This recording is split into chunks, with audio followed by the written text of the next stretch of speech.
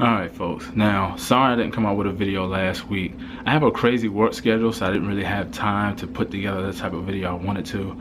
And I recorded a video for this week, but I'm still kind of like about it, because it took me longer than I wanted to. Because see, I write a lot of my ideas down in a notepad, but then when I came to execution, because one thing I learned, especially with videos or anything, having a great idea is good, but it's all about execution. And the way I was kind of executing the video, it's like, because it was a spur of the moment type video I did, talking about relationships, but I don't know, I'll still probably edit it and put it out there just to see what you guys think. But to answer the question that I asked last week was, who comes first, the wife, the daughter, the mom, or the baby mama? Now for me, of course, it's wife, daughters, you know, mom, and I don't have a baby mama, so that's irrelevant. But the whole reason why I asked, because I realized when I looked on the actual post of the people who asked the questions, many of them put their children first, either because they had a bad experience in the previous relationship they were in where the child was conceived, or, you know, maybe they had a bad breakup, and for many people it was just their children came first. It made me realize though that if my situation changed, and let's say for any reason, you know, my wife passed away or something, then of course, you know, my children will become my #1 priority. That doesn't mean that in our marriage and in our lives, our children are not our #1 priority. Of course, you know, if anything that our kids need, their needs come first before ours. You know, that's a given. But we have to always make sure that we maintain the communication and the healthy relationship that me and her have, because our kids see that and they're aware of that as well.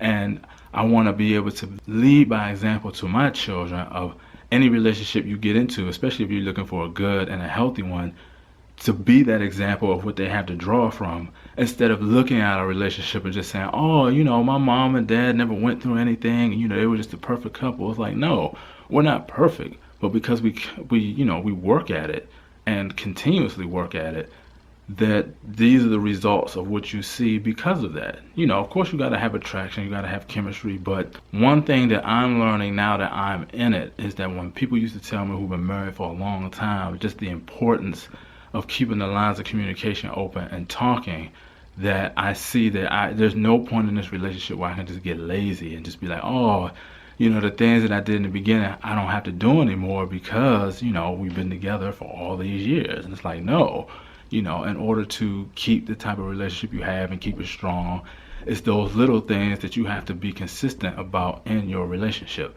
So, you know, that's why how I treat my wife and me putting her first is important, because like I said, she was there before the babies.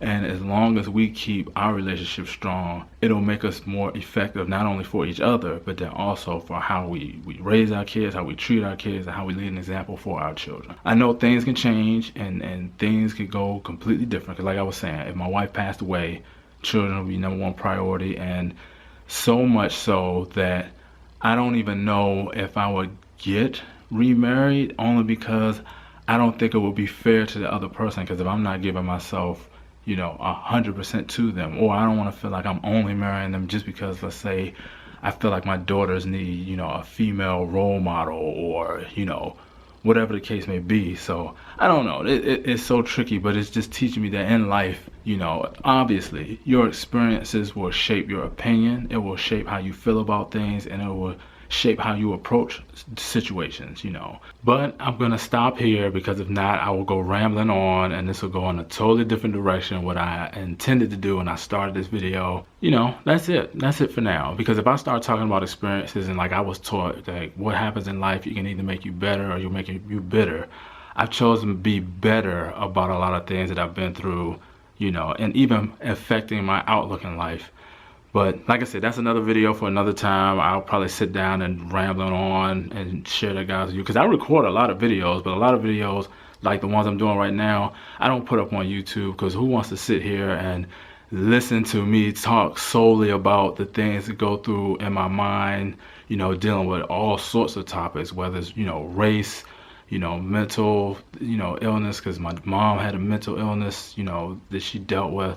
just, you know, being a husband, being a father, being a black man in America. There's just so many things I sit down and I record because I don't write in a journal anymore, but I would probably bore you guys to death if I actually started sharing that stuff on YouTube. So I'm just gonna stop here. And so as always, be wise. And until I see you guys next time, have a great day, because it's only Wednesday, so I can't say have a great weekend. So take care, y'all. Peace.